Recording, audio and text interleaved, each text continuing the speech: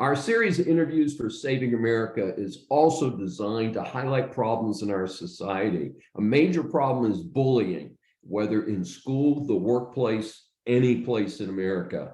Welcome to Saving America. This is your host, Dr. David D. Schein.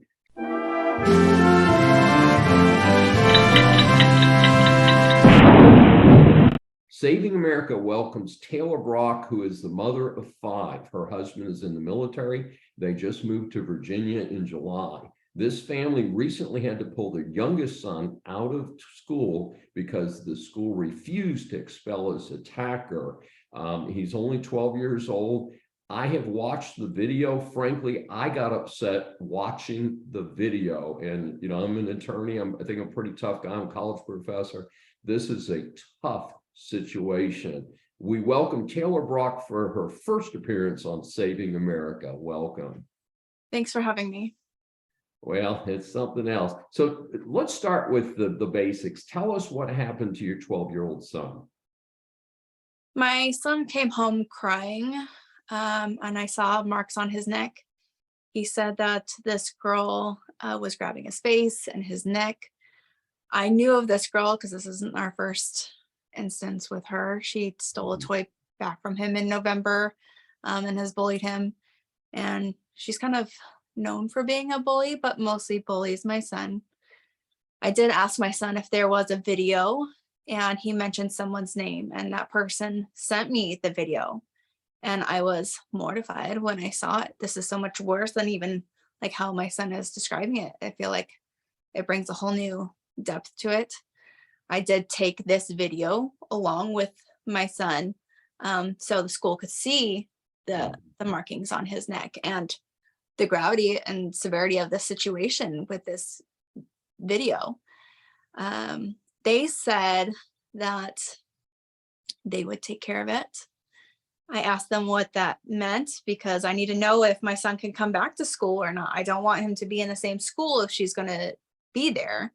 And they said that they couldn't disclose what kind of punishment would be taking place. After I went to the school, I did go to the police station. I filed a police report and pressed charges, and I got a 2-week protection order, which I immediately gave to the school that next day. And in that protection order, she's supposed to be 50 feet apart, no contact. And so when I gave them this protection order, how are you going to implement this protection order when they're at the same school? 50 feet is quite a bit. Yeah. And so they're like, well, they don't have classes together. I'm like, yeah, but they still have the hallway and everything like that. And they're like, we'll make sure that, they don't cross paths. Yet that following Friday, my son is crossing paths with her in the hallway. He sees her at lunch and she keeps moving tables closer to him and looking over her shoulder and intimidating him. So he asked the vice principal if he could leave the cafeteria because he didn't feel safe. But why was she there in the first place? Why weren't they implementing this protection order? And they told me that they notified all the proper staff and teachers. Yet a few days ago, his teacher emailed Christian and said, hey, it took a lot of investigating on my part to realize that boy in the video was you. I had no idea, and no one told me or is talking about you either. So please accept my apology for not knowing or understanding what went down.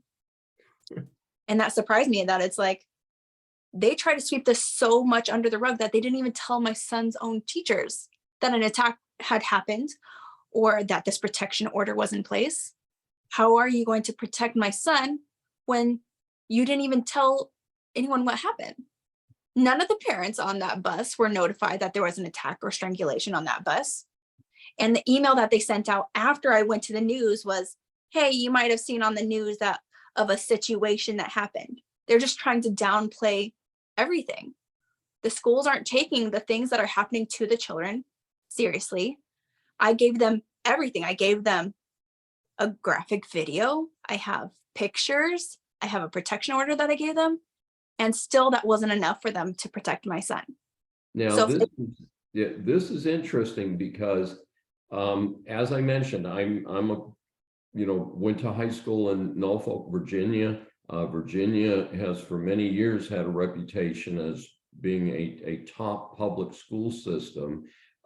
This was as I understand it, was Fairfax County. But what's interesting about that is the neighboring school district is Loudoun County, and Loudoun County has been dramatically in the news with hundreds of parents at school board meetings. And then on top of this, since Governor Youngkin was elected, this business about not telling students that were national merit finalists and all that. So it sounds to me like there's a systemic problem in the Virginia school system these days. Is that what you're seeing?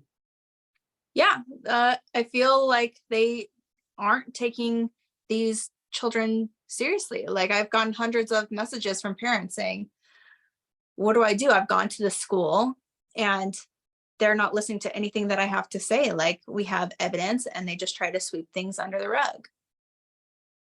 Now, when you say you're going to take your son out of that school, are you able to put him in another Fairfax County school, or will you have to put him in private schooling? I did put him in another Fairfax school. I had to take him out of that one because if they are not going to implement the protection order and not expel her for this kind of behavior, then I had to take him out. Yeah, that makes sense. Looking at the global situation of bullying, and it sounds like other parents have contacted you and said, yeah, we're on board with this. This is, a bad thing for our kids.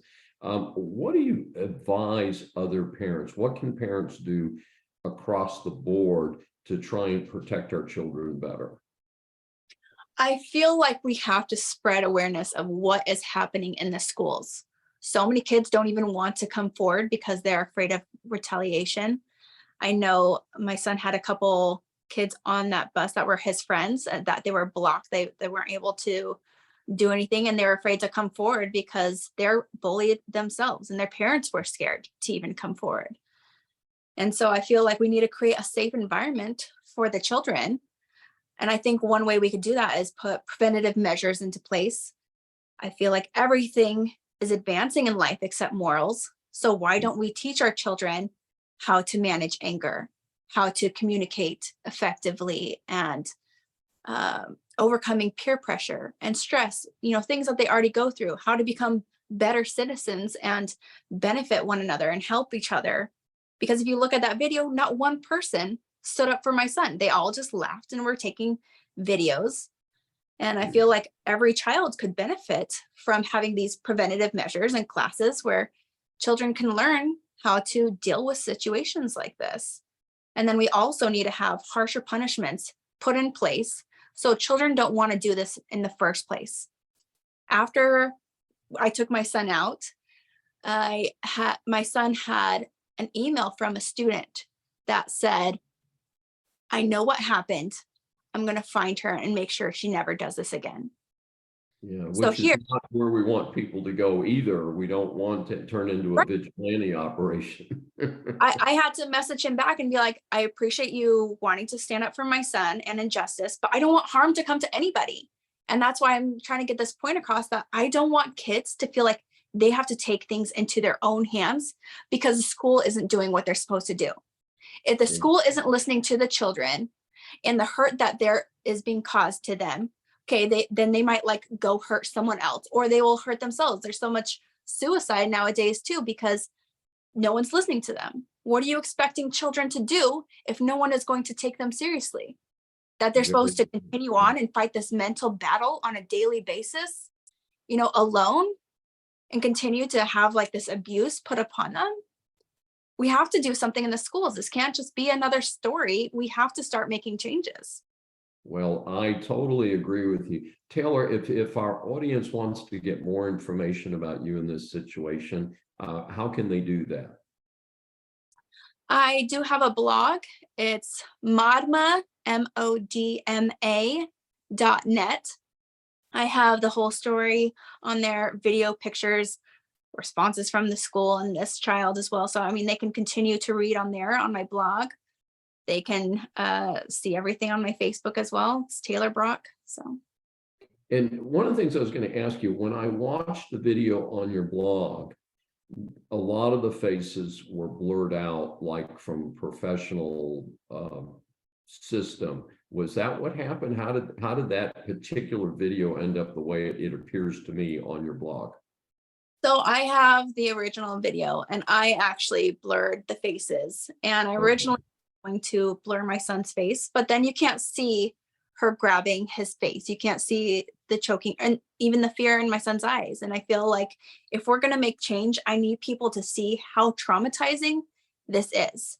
And Yes. it's not my, on me to, I don't want those other kids to be hunted down or something like that. So that's why I blurred out their faces, because it's not about that. This is happening all over our nation. It sure Kids, is.